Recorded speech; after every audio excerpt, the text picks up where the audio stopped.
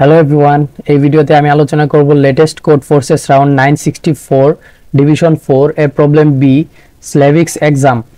Problem স্টেটমেন্টটা যদি আমি একটু সিম্পলিফাই করি, Slavic has a very tough exam and need your help in order to pass it. তো আমাদের হেল্প চাইছে স্ল্যাভিক তার এক্সামটাকে পাস করার জন্য। তো এক্সামে কি আছে, there exist a string S, এখানে একটা স্ট্রিং এক্সিস্ট করে যেটা হচ্ছে X, which contains of lower case English letters and possibly zero or more what. তো হোয়াট চিহ্ন বা প্রশ্নবোধক চিহ্ন থাকবে আমাদের জিরো বা তার চেয়ে বেশি সংখ্যক, মানে যত বেশি সংখ্যক থাকতে পারে সমস্যা নেই, মানে এস এর সমানও থাকতে পারে। এখানে প্রশ্নবোধক সিম্বল থাকবে, আবার ইংলিশ লেটারও থাকতে পারে। তো স্ল্যাভিক কি জিজ্ঞাসা করতেছে, প্রত্যেকটা প্রশ্নবোধক চিহ্নকে কি করব, 12 লোয়ার কেস ল্যাটিন লেটার আমরা ইংলিশ লেটারে আমরা কনভার্ট করব। এমনভাবে কনভার্ট করব যেন আমাদের একটা টি স্ট্রিং আছে যেটা আমাদের একটা সাবসিকুয়েন্ট হয় স্ট্রিং এস এর। তো এস এর একটা সাবসিকুয়েন্ট হবে, টি একটা সাবসিকুয়েন্স হয়ে যাবে, টি একটা স্ট্রিং যেটা এস এর সাবসিকুয়েন্স হবে। তার মানে এমন হতে পারে যে এখানে যদি হয় এ বি সি এবং হোয়াট যদি থাকে, এবং আমাদের এটা হচ্ছে এস স্ট্রিং এস, এবং টি যদি হয়, টি আর একটা স্ট্রিং যদি হয় সেটা কিরকম হতে পারে, এ এবং ডি হতে পারে, এ ডি। তার মানে হচ্ছে সাবসিকোয়েন্স মানে কি, মানে হচ্ছে কন্টিজিউয়াস থাকতে হবে এমন কোনো কথা নেই, তার মানে হচ্ছে অর্ডার মেনটেন করে আমাদের মানে মিল থাকলে হলো। এখানে এডি অবশ্যই এখানে বানানো সম্ভব।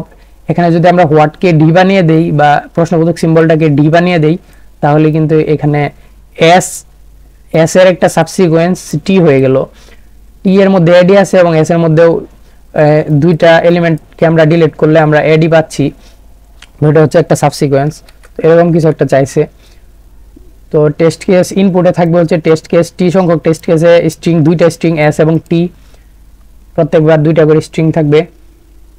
তো আমাদের কি প্রিন্ট করতে হবে, প্রত্যেকটা টেস্ট কেসের জন্য আমাদের নো প্রিন্ট করতে হবে। যদি এমন কোনো সেগমেন্ট আমরা না তৈরি করতে পারি যেটা হচ্ছে গিয়ে এস স্ট্রিংটা হচ্ছে গিয়ে মানে টি স্ট্রিংটা এস এর সাবসিকোয়েন্স হয়, যদি হয় তাহলে ইয়েস, এবং হইলে সেটা প্রিন্ট করতে হবে এস স্ট্রিংটার আপডেটেড ভার্সনটা, আর যদি না হয় তাহলে নো প্রিন্ট করতে হবে। তো আমি একটু প্রবলেম স্টেটমেন্টটা যদি আমি এক্সাম্পলের থ্রুতে বোঝাই তাহলে একটু বুঝতে সুবিধা হবে। তো প্রথম টেস্ট কেসে কি আছে, সবগুলো হোয়াট 5টা, 3 4 5, এবং এটা হচ্ছে এস স্ট্রিং, এবং টি স্ট্রিংটা কি আছে এক্স বি এক্স। তো এটা কি হবে, তো আমাদের এস এমন একটা স্ট্রিং এস বানাতে হবে যেখানে এক্স বি এক্স সাবসিকোয়েন্স হিসেবে থাকবে এস এর মধ্যে। তো এসটাকে আমরা কিভাবে বানাতে পারি, প্রথম হোয়াটের জায়গায় একটা এক্স দিতে পারি, তারপরে আমরা বি দিতে পারি, তারপরে আমরা এক্স দিতে পারি, তারপরে আমরা এ বি সি যে কোনো কিছু একটা দিতে পারি, মানে এ বি পর্যন্ত দিলেই শেষ, 5টা হয়ে গেল। তো এটা একটা সাবসিকোয়েন্স হলো। এইভাবে না দিয়ে আমরা দিতে পারি হচ্ছে এক্স, তারপরে এ বি, তারপরে আবার বি, তারপরে আবার একটা এক্স দিতে পারি। তো এইভাবে দিলেও কিন্তু একটা সাবসিকোয়েন্স হলো। এখানে এ এখানে বি যদি কেটে দিই তাহলে এটা একটা সাবসিকোয়েন্স হয়ে গেল, টি এর সাবসিকোয়েন্স হয়ে গেল এস।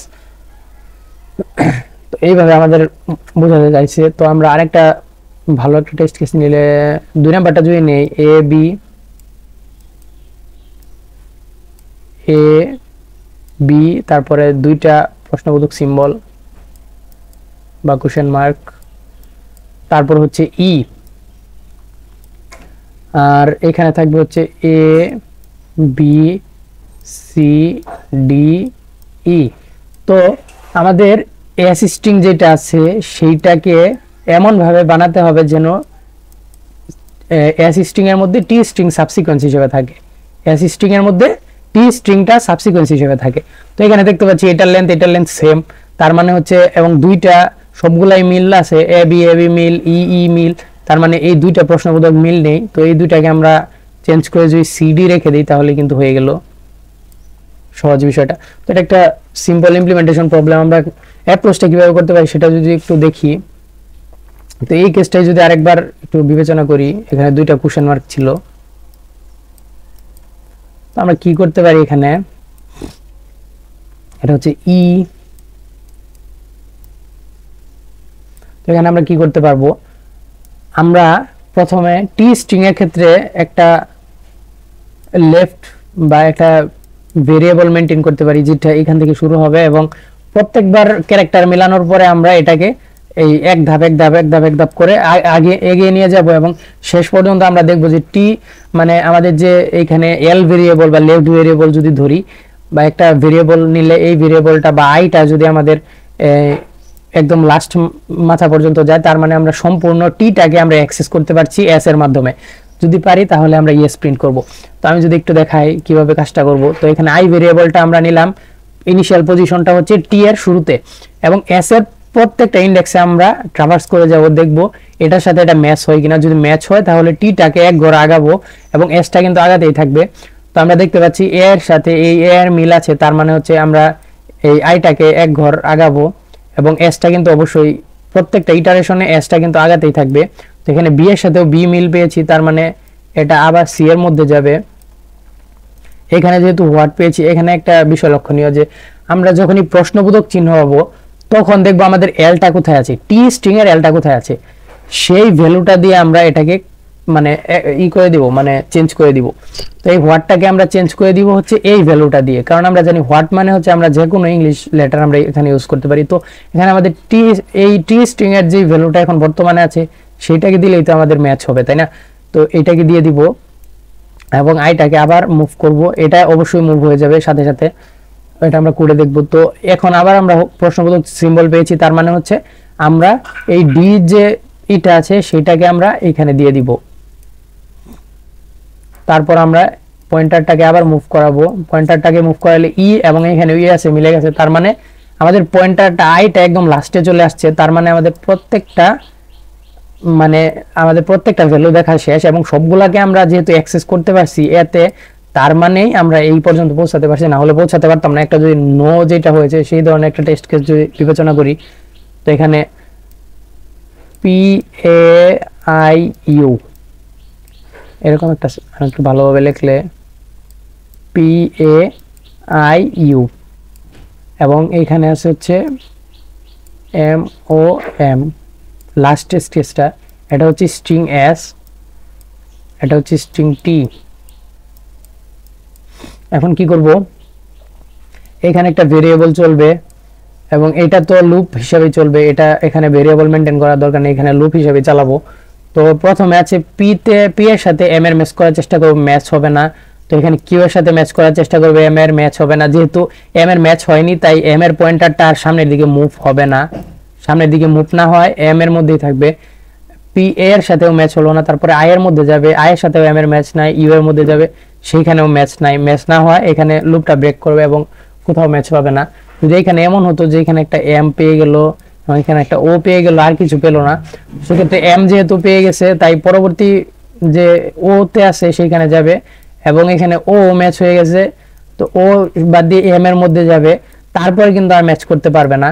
তারপরে যেহেতু ম্যাচ করতে পারবে না, তার মানে টি এখনো আমাদের লাস্টে পৌঁছায়নি। টি লাস্ট মানে কি এইখানে পৌঁছানো, এখানে পৌঁছায়নি, এখানে পৌঁছালে তখন আমরা বলবো যে এটা আমরা ইয়েস প্রিন্ট করব। তো আমরা যদি একটু কোডের মাধ্যমে দেখাই জিনিসটা সিম্পলিফাই হয়। তো আমাদের মনে রাখতে হবে টি সংখ্যক টেস্ট কেসের জন্য আমরা ইনপুটটা নিচ্ছি, প্রত্যেকবারে আমরা দুইটা স্ট্রিং ইনপুট নিব, স্ট্রিং এস এবং টি, দুইটা ইনপুট নেওয়ার পর আমরা কি করব, লুপ চালাবো। আমরা হচ্ছে এল নামে একটা ভেরিয়েবল রাখতে পারি যেটা ইনিশিয়ালি হচ্ছে 0, যেটা আমাদের টি স্ট্রিং যেটা আছে সেটার মানে পয়েন্টারটা, এটাকে আমরা মুভ করব যদি আমাদের এস স্ট্রিং এর সাথে মিলে যায়। ওকে, আমরা একটা লুপ চালাতে পারি, আই হচ্ছে 0 থেকে, আই লুপটা চলবে হচ্ছে এস স্ট্রিং এর ক্ষেত্রে, I less than S dot size, sorry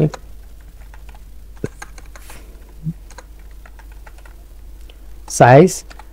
এবং আরেকটা জিনিস লক্ষ্য রাখতে হবে যে আমাদের এলটা যে চালাচ্ছি, এলটা কিন্তু আমাদের টি কে এক্সিড করে যেতে পারে, মানে হচ্ছে টি এর বাইরে চলে গেলে তো আর হলো না, এলটা কি হবে, ছোট হতে হবে টি ডট সাইজের থেকে, তখন পর্যন্ত চলবো, এবং আইটা প্লাস প্লাস করে দিব, এলটা আমরা ওখানে কন্ট্রোল করব, মানে লুপের ভিতরে কন্ট্রোল করব কিভাবে এল এর মান বাড়বে ওটা পরে। তো এখন আমরা কি করলাম, লুপটা কোথায় চালাবো, 0 থেকে এস এর সাইজ পর্যন্ত, মানে হচ্ছে এস এর মধ্যে আই এর লুপটা চলবে এবং এল যেটা আছে ভেরিয়েবল সেটা হচ্ছে পয়েন্টার, সেটাকে মুভ করাবো টি পর্যন্ত সর্বোচ্চ। তো আমরা প্রথম কি করতে পারি, চেক করতে পারি যে এস অফ আই যেটা আছে সেটা কি সমান হয় কিনা টি অফ এল এর থেকে, কারণ এল লুপটা চলছে টি এর মাধ্যমে। তো সেক্ষেত্রে আমরা এল যে পয়েন্টারটা আছে সেটাকে আমরা মুভ করাবো, অন্যথায় মুভ করাবো না। শুধুমাত্র এস অফ আই এর সাথে যদি আমাদের টি অফ এলটা ম্যাচ হয় তবেই এল এর এল প্লাস প্লাস হবে, এবং আই প্লাস প্লাস এখানেই হচ্ছে, এখানে আর করার দরকার নেই। তো অন্যথায় আরেকটা কাজ হতে পারে, অন্যথায় কি কাজটা হতে পারে, এস অফ আইটা প্রশ্নবোধক সিম্বল হয়ে যেতে পারে।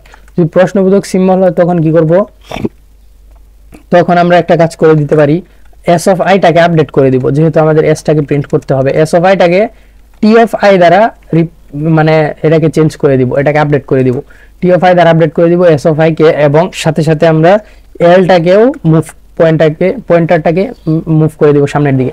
আমি যদি একটু দেখাই, এখানে ধরুন এ বি, তারপরে আছে হোয়াট, তারপরে হচ্ছে ই, আর এখানে এটা হচ্ছে এস স্ট্রিং, এটা হচ্ছে টি স্ট্রিং হচ্ছে এ বি সি, তারপর হচ্ছে ডি ই। এখন আমরা কি দেখব যে এ যেহেতু এর সাথে মিল আছে সেহেতু এলটা প্লাস প্লাস হবে। এই যে প্রথম ইফ স্টেটমেন্টে যদি আমরা একটু লক্ষ্য রাখি, প্রথম ইফ স্টেটমেন্টে কি বলা হয়েছে, ফরম্যাট করে নেই। ওকে, প্রথম ইফ স্টেটমেন্টে বলা হয়েছে যে এস অফ আই যদি টি অফ এল এর সমান হয় তার মানে এল প্লাস প্লাস হবে।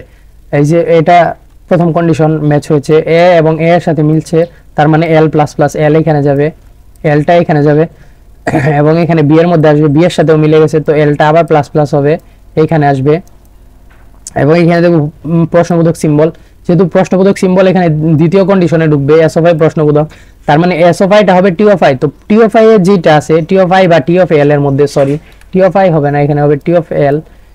টি অফ এল এ যেটা আছে,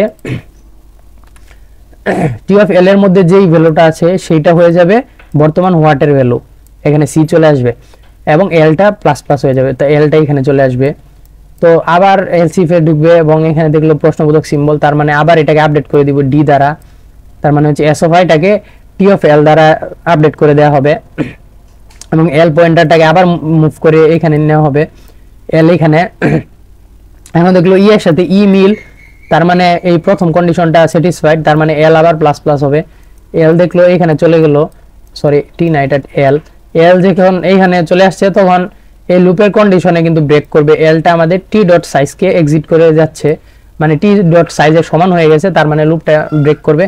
লুপ যখন ব্রেক করবে তখন পর্যন্ত আমাদের টি এর মানটা বা এল এর যে মানটা, এল যে পয়েন্টারটা রাখছিলাম, এই এল পয়েন্টারটার মান অবশ্যই আমাদের হচ্ছে গিয়ে সাইজের সমান হয়ে যাবে, সাইজের থেকে বাড়বে না, কারণ যেহেতু আমরা এক এক করে বাড়াচ্ছি, যখনই সমান হয়ে যাবে তখনই এটা ব্রেক করবে লুপ। তো সাইজের যদি সমান হয়, ইফ এল ইকুয়াল যদি আমাদের টি ডট সাইজ হয়ে যায়, তার মানে আমরা পেয়ে গেছি, এবং সি আউট ইয়েস, এবং আমাদের সাথে সাথে এটাও প্রিন্ট করে দিতে হবে এস স্ট্রিংটা, এটা আমাদের প্রবলেম স্টেটমেন্টে বলা হয়েছে এলস, অন্যথায় আমরা শুধু নো প্রিন্ট করলেই হবে।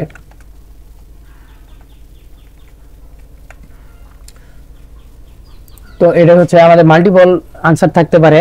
তো এখানে আরেকটা বোঝার বিষয় আছে, সেটা আমার একটু ভুল হয়েছে, সেটা হলো যে আমরা সবগুলা ট্রাই করার পরেও যেহেতু লুপটা ব্রেক হওয়ার পরে এমন হতে পারে যে এস স্ট্রিংটা সম্পূর্ণ কিন্তু ট্রাভার্স করেনি। আমি যদি একটু দেখাই, এস স্ট্রিংটা কিন্তু সম্পূর্ণ ট্রাভার্স করেনি এখনো।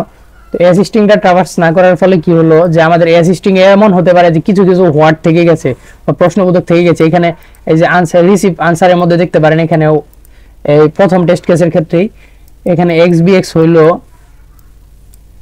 কিন্তু এখানে দুইটা প্রশ্নবোধক থেকেই গেল, এই প্রশ্নবোধক কিন্তু থাকা যাবে না আনসারের মধ্যে, এটা বলা হয়েছে।